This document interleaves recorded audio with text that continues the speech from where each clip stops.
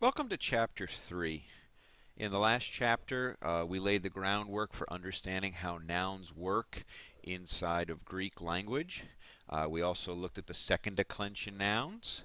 Just a reminder as we go over this that everything that I laid out for you in the previous video and the Chapter 2 material was just the groundwork. I didn't expect you to memorize any of the endings at this point, just to be familiar with the way that they actually work and to be familiar with the 5 different case systems that we looked at. Remember that we looked at the nominative, which is the subject, or the naming case, the genitive, which it gives us the source. That's the case that you quite often need to add the word of with when you are translating it.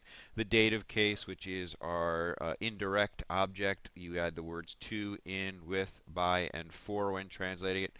And then more also after that is the accusative case, which is our direct object. You add nothing to it when you translate it. All right. There's also the vocative, but we will not be seeing that quite as often as we will the nominative, genitive, dative, and accusative. Now, remember that a declension is a grouping of nouns together. Again, you saw the second declension in the previous tutorial, which was mostly composed of masculine and neuter nouns. Today, we're going to look at the first declension, which contains feminine nouns. And first declension nouns are those feminine nouns that end for the most part with an alpha or an eta. So, for instance, as we go through your vocabulary list for today, you'll notice words like graphe, writing, ends with an eta. Doxa ends with an alpha, as does hora. Those end with an alpha, and those are your clue that you are dealing with a feminine noun, just as Omicron sigma is your clue that you are dealing with a masculine noun, and Omicron nu is your clue that you're dealing with a neuter noun. The alpha or eta on the end of a noun will be your clue that you are dealing with a feminine noun. Now, with that in mind, let's take a look at the way some of these words actually appear once they enter into the various stages of the case system. Looking first of all at the far right-hand corner where you see the word graphe. This is the word that as you learned all your nouns. You're learning them at this point. You are learning them in their nominative form. So you learned, for instance, for today, your vocabulary form is he graphe, the writing, and we'll talk about definite articles later. But that eta ending again is your clue that you're dealing with a feminine noun. And looking down the right-hand column here, just in the singular, let's take a look at the way that we see this noun play out. Graphe, okay, which would be just simply writing, but in the genitive it becomes graphes, and so our translation there would actually be of writing. Remember, we got to get that word of in there. In the dative, it would be graphe, and notice there is a difference between the nominative and the dative here. Although they both take just an eta, notice that in the dative there is an iota subscript underneath that eta.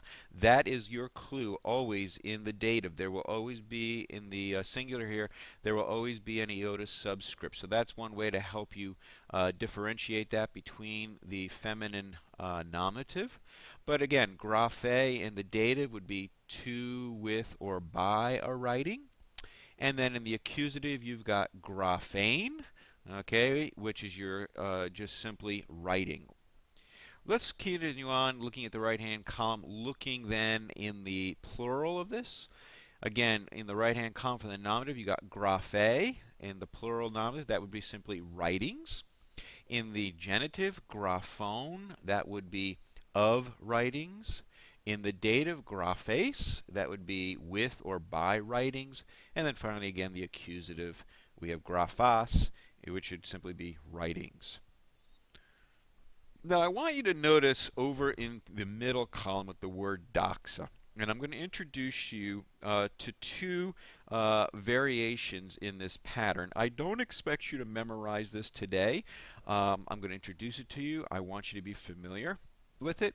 But the key to your understanding all these endings that I'm going to be teaching you today as well as what I taught you in the previous video tutorial, is actually going to be found in learning the definite articles. So please, again, don't try and commit these to memory from this paradigm. I will give you a much easier way to do that. But take a look at there. You see doxa. Now I told you that feminine nouns end either in an alpha or an eta, and doxa does that. When a feminine noun ends in an alpha, it will actually retain that alpha in both the nominative and in the accusative ending. All right, cases in the case endings, but in the genitive and the dative, it will change to eta. So let's just take a look at what I mean. Comparing doxa with graphe. Graphe shows up with an eta. We would normally expect with doxa that this also would have an eta, but because doxa ends with an alpha, it just retains that alpha. But then look what happens. In the genitive, it becomes doxase. Now it is of glory. In the dative, it is doxa, just like you see in the right-hand corner of graphes. It's just simply now to, with, or by glory. But then when we get down to the accusative, while we have graphane in the right-hand column for doxa, because it ends with the alpha, we have doxon. But it doesn't change anything about definition or translation. It's just simply glory. So just kind of tuck this back in your mind. We'll go over this more specifically when we get to class. When a feminine noun ends in an alpha, then it will retain the alpha in its nominative and its accusative form, but in the genitive and the dative, it'll follow the eta pattern that you're used to seeing already in the right-hand column. And when we move into the plural, take a look at what happens here.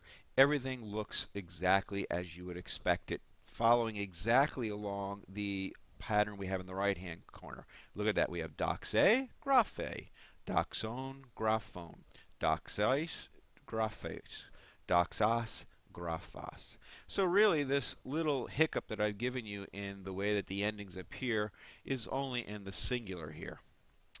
Now, let's look at one more noun, and here is hora. And this is a feminine noun. Again, it ends in an alpha, but there's also going to be one more wrinkle here. When the vocabulary form ends in alpha, okay, but it's preceded by either an epsilon, an iota, or a rho, okay, then the alpha will remain the whole way through. So in this case, looking at hora, the word for hour, you see that it ends in an alpha, just like doxa does. And although you would expect in the genitive and the dative for it to change to an eta, it does not because of that rho that is in the stem. So here it is simply hora, horas, hora, horon. Now, even though this is an anomaly, at least compared to the other words that you're looking at in this paradigm, please notice that it's just the vowel that has changed, and it's taken the shorter version of the vowel rather than a longer. Rather than a ace, it's as in the genitive. In the dative, rather than an a, it's a ah. All right, but look and notice that all of them in the genitive have a vowel with a sigma at the end, and on the dative, all of them have a vowel with an iota subscript, and then in the accusative, all of them have a vowel with a new ending. Looking in the plural, then just as you had, everything follows along just the same. All right, horai, doxai, graphai, horon, doxon, graphone, hores, doxes, graphes, horas, doxas, graphos. So again, don't commit these to memory. We will go over these even further in class. They will cause you a little bit of difficulty till you're able to sort of get used to working with them. But just a quick review. If a vowel, as we're looking in the, a noun, ends in an alpha, and we would look at our center column here, that alpha is retained in the nominative and the accusative, but changes to an eta in the genitive and the dative. If, however, that feminine noun that ends in an alpha also has a stem that ends in either epsilon, iota, or rho, the alpha is retained all the way through. Now again, I'm not asking you to memorize any of this just yet, because this, I realize, can be all very confusing to you, and I've just laid the groundwork.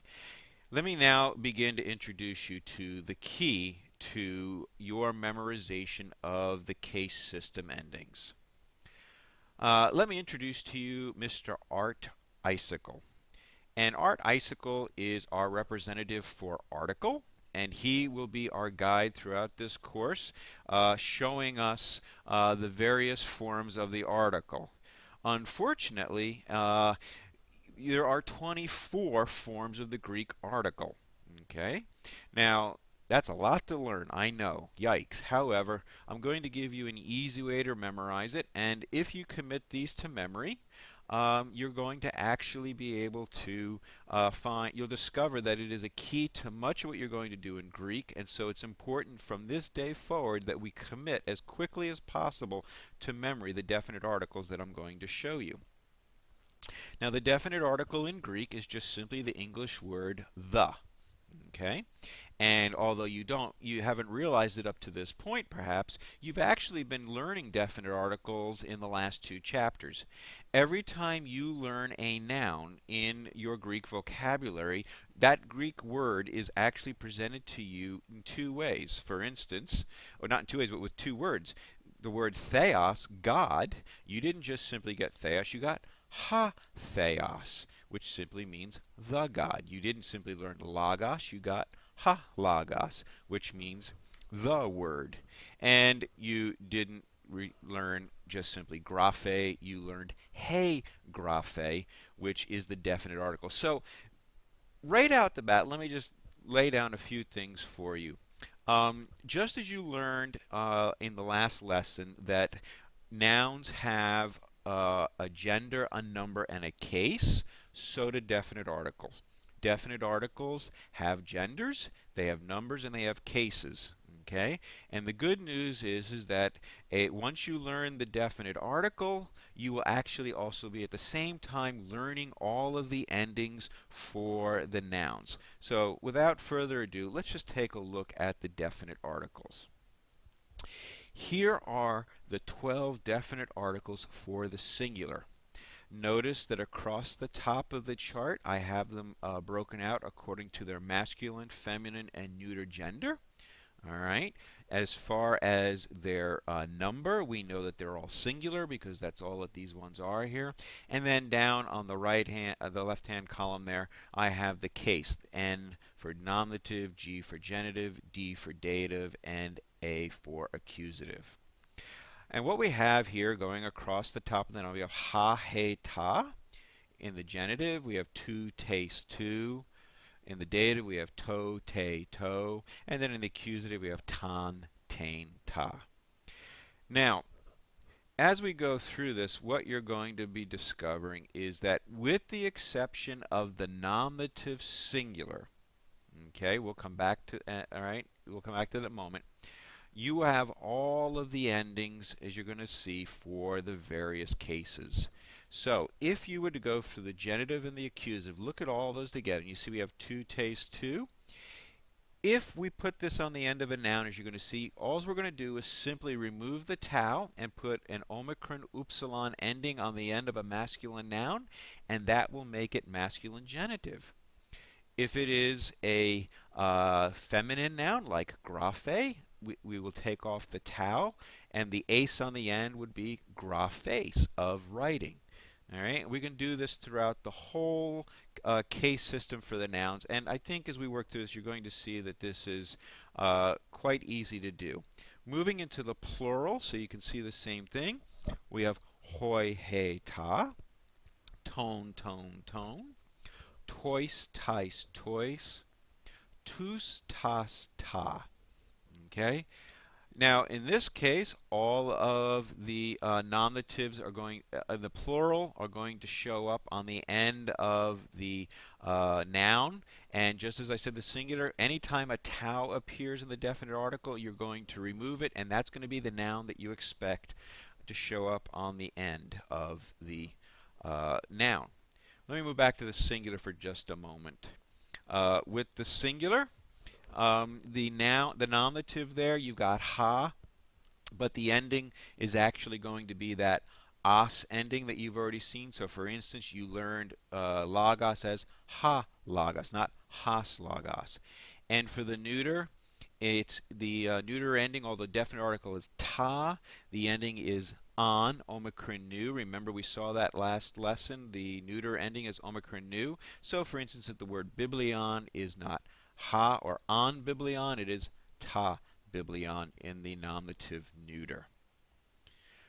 So here are the 24 articles. Before I help you to memorize them, let me just give you a few examples here by telling you about the rule of agreement. And the rule of agreement really is your key to learning all these endings. I know the last two lessons I've been sort of loading things up on you.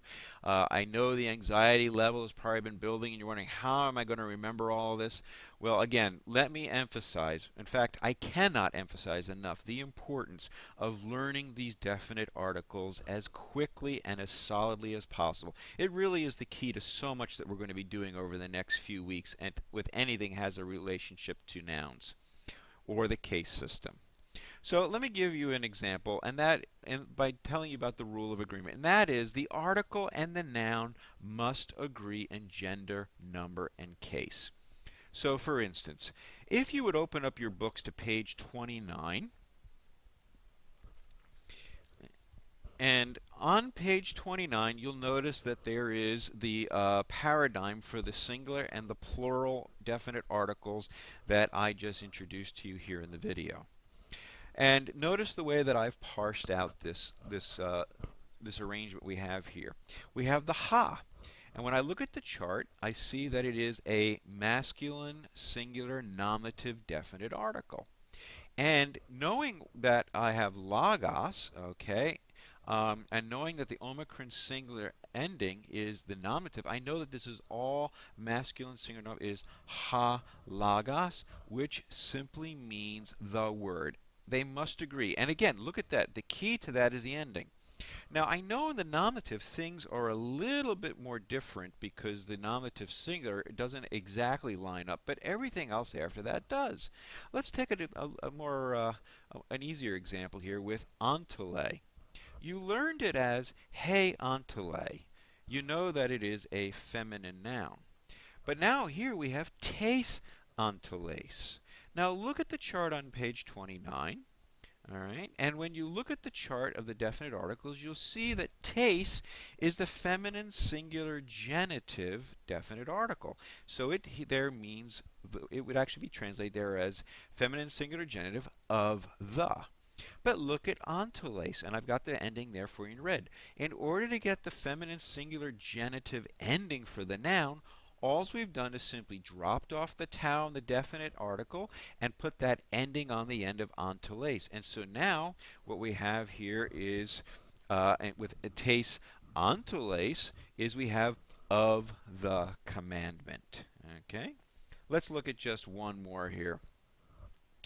Tone anthropone. Now, tone anthropone, you know that anthropone is a masculine noun because you learned it as ha anthropos. Okay? Looking at your chart on page 29, you see the word tone, you see it's in the plural genitive, but when you look at it, you notice that the definite article in the plural genitive is the same the whole way through, whether it's masculine, feminine, or neuter. It's tone, tone, tone. So how are you going to know if it's masculine?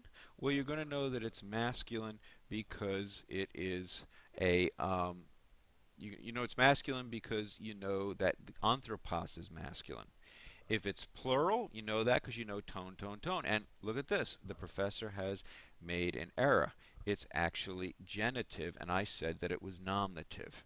Okay, so there is a inconsistency in my parsing. I said this before, professors make mistakes just as you do. We'll work with that. So instead of this actually being masculine plural nominative, it's masculine plural genitive. All right, and it's of the men. All right, with that in mind, why don't we just take a moment and let's go over some really helpful memory aids for you to memorize these articles quick. All right. Looking here at this picture, remember Norbert nominative is our reminder of the nominative case. And we've got the three articles up in the right-hand corner, ha, he, ta. And Norbert is riding a donkey who brays and says ha hey to a top. So ha hey to a top, or ha hey ta. For the genitive singular, we have Stu, all right, is there with uh, Gerard, and we have Stu taste two. Stew, or you might want to just simply just say to taste stew to stew, either one. But you can see that to taste two are our genitive singular articles that you'll need to memorize in order to know the definite articles for the genitive. In the dative, we've got Demetrius dative, who is receiving a potato that was thrown to him by his sister. And so this is to, te, to. All right, that's your masculine, your feminine, and your neuter.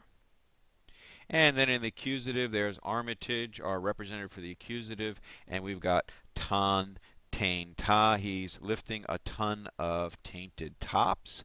All right, ton, tain, ta.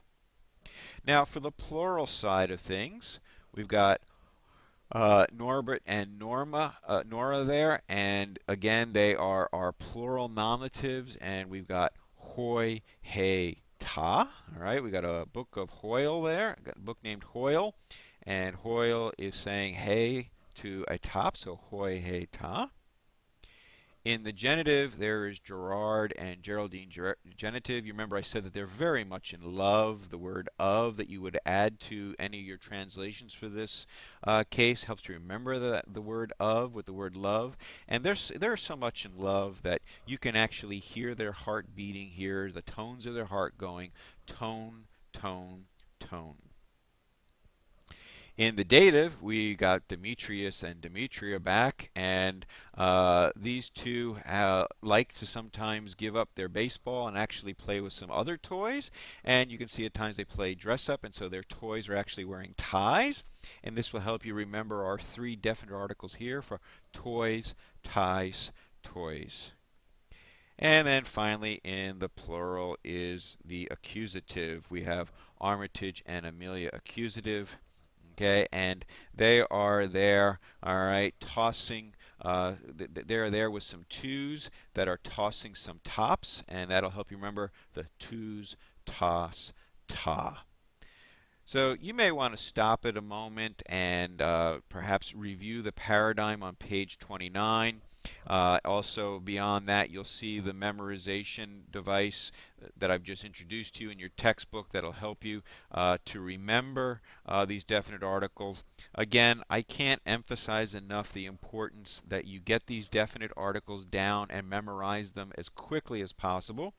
Remember again that once you learn the definite articles, you have also learned the endings to the noun. That is really the key to so much that we're going to do. If you want to pause the video at this time, that's great. Go do whatever you need to do, and then you can come back, and I want to introduce you to the adjective.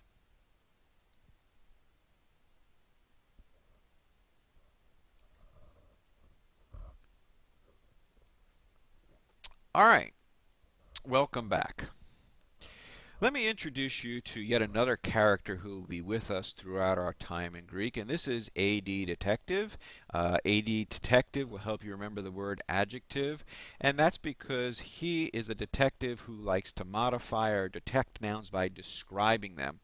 And as a detective, a private investigator, he at sometimes actually needs to change his disguise in order to be able to figure out the case. And so the thing that we learn about AD detective or adjectives is that unlike the nouns that you've learned so far, that you've learned as either masculine, feminine, or neuter, an adjective can actually take not only all the cases, but all the genders. So let me demonstrate here with a paradigm. Looking at the word agathos, and you learned the word agathos this week, okay, it simply means the word good. But unlike graphe, which will always be feminine, and logos, which will always be masculine, agathos, because it denotes a quality, all right, or attributes a quality about a noun, it can appear in either the feminine or the masculine or the neuter. And so take a look at this. In the nominative, we've got agathos, agathe, agathon. In the genitive, we got agathu, agathes, agathu. Dative is agatho, agathe, agatho. And the accusative is agathon, agathane, agathon. Just a couple of things to point out to you that you need to be aware of, and that'll maybe even be a helpful reminder to you. Um, the uh, the adjective is following the same exact pattern I just introduced to you with the definite article. All right. Notice that we got has, as, a, on. All right. Or more specifically, let's look at the genitive, a little more helpful. Remember, I taught you that that was to, taste, to. Well, look at this. Just look at the endings. Oo, ace, oo. All we've done is drop that tau. All right. In the dative, it was to, te, to. Here it is o, a, o. Okay. And it's the same in the plural. Oi, a, ah, or you had hoi, hey, ta there. And in the genitive, you had tone, tone, tone. Here now, it's just simply own, own, own. The the adjective can appear in many different forms. It can take on all of the genders, all of the numbers, and all of the cases. And what dictates how it does that is the rule of agreement. The adjective must function within the rule of agreement that you just learned. And so let me demonstrate to you what I mean. Look at this.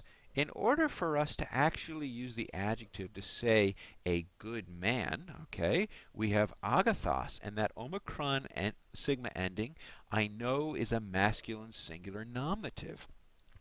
Anthropos also has an omicron singular ending. So both of those are actually masculine singular nominative, and therefore because they both agree in gender, number, and case, I know that that adjective is modifying that noun. Therefore, the translation there is a good man. But let's look at a feminine example. Here, agathe takes the feminine singular nominative ending. Okay? Kome, which you learned in your vocabulary as hey kome, all right, is village. Okay. In order for us to say a good village, we can't say agathos kome because the rule of agreement is not in place then.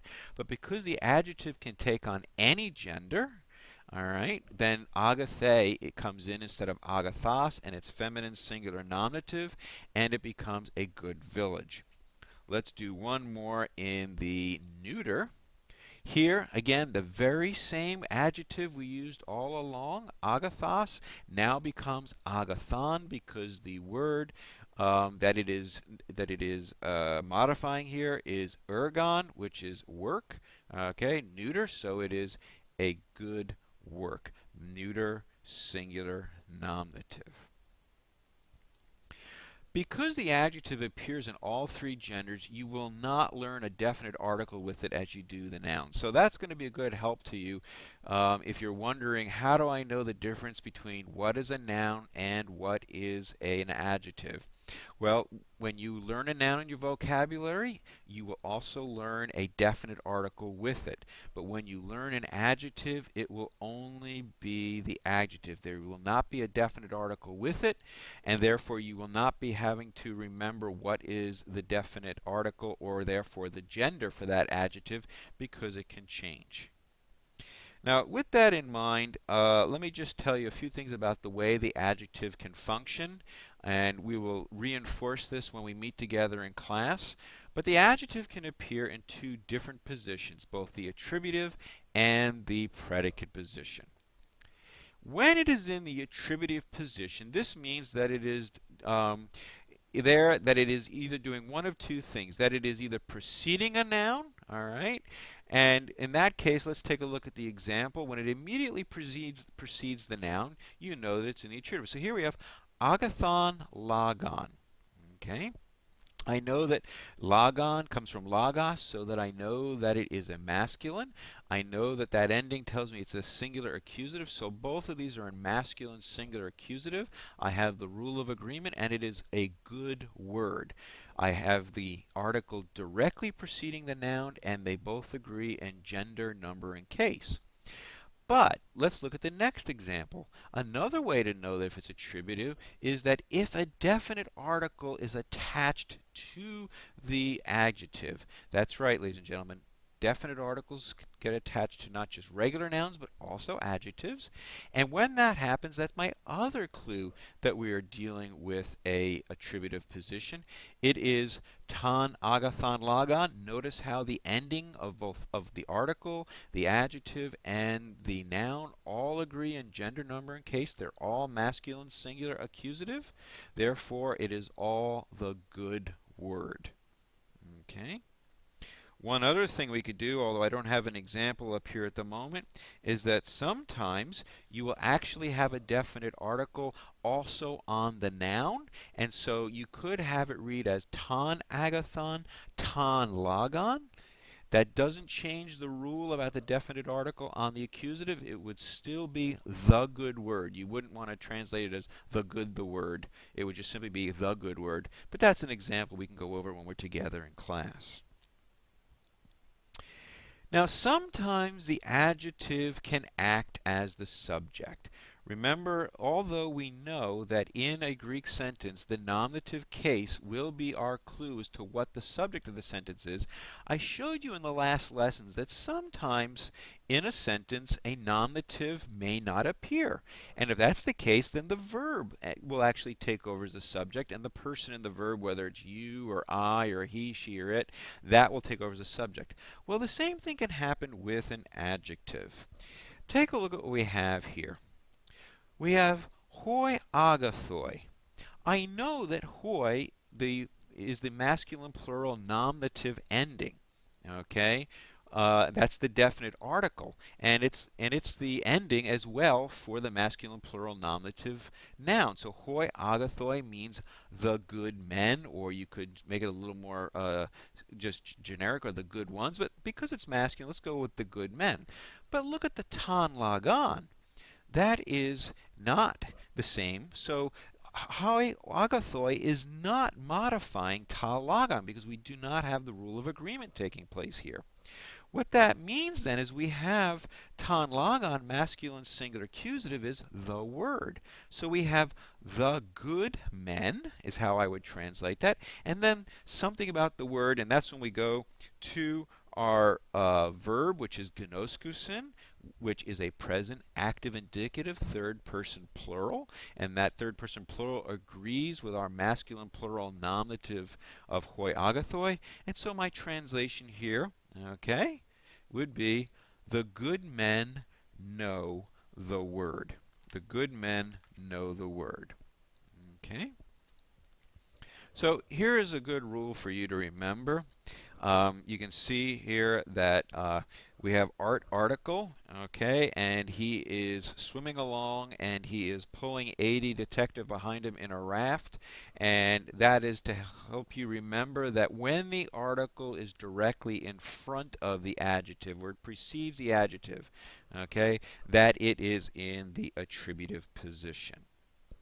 Now, the predicate position, the predicate adjective, okay?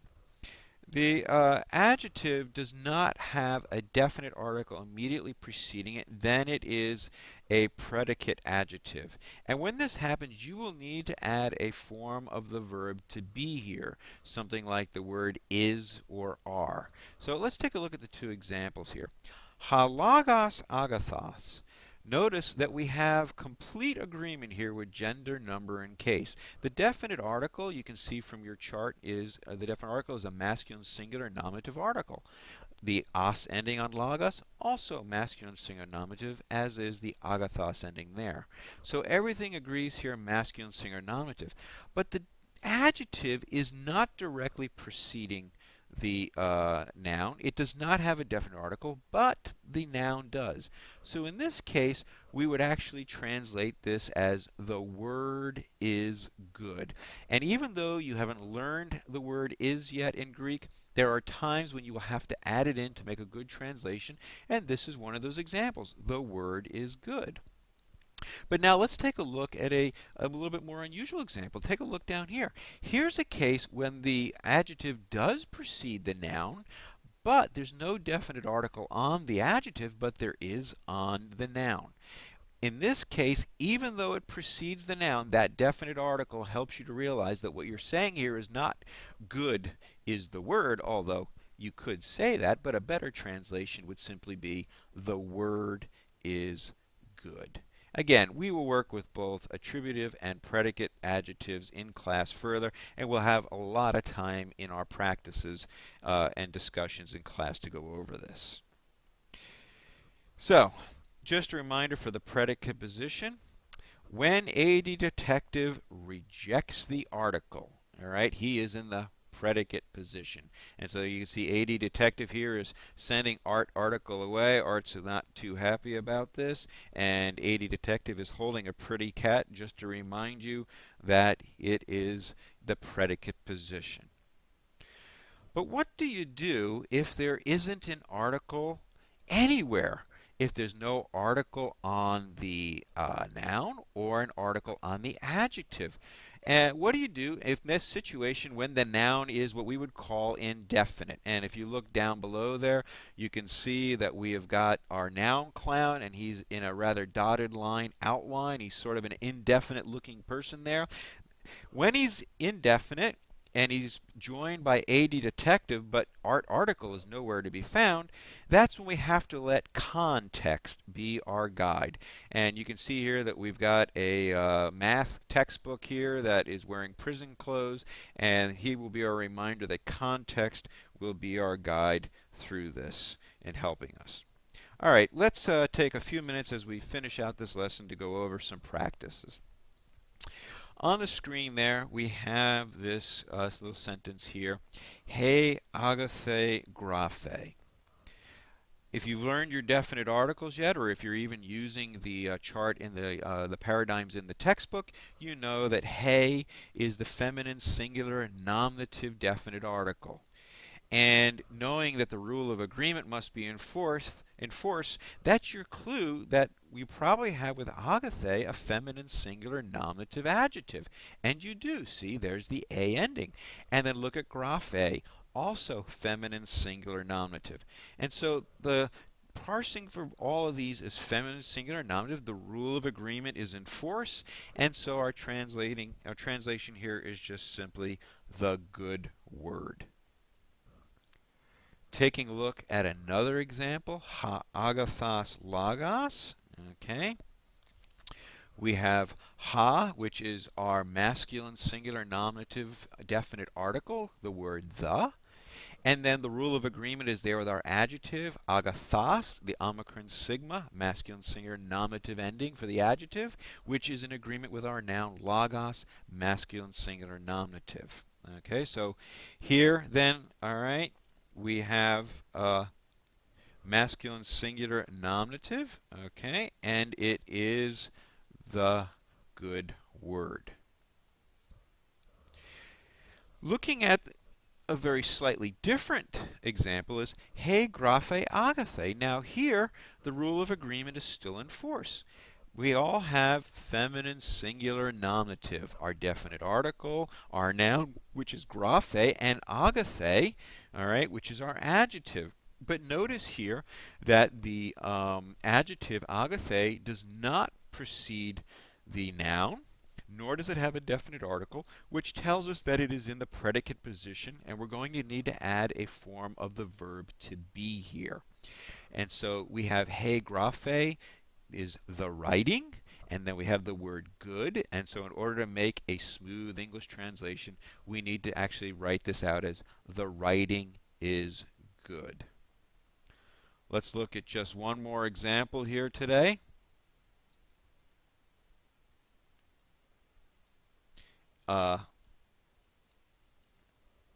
Excuse me.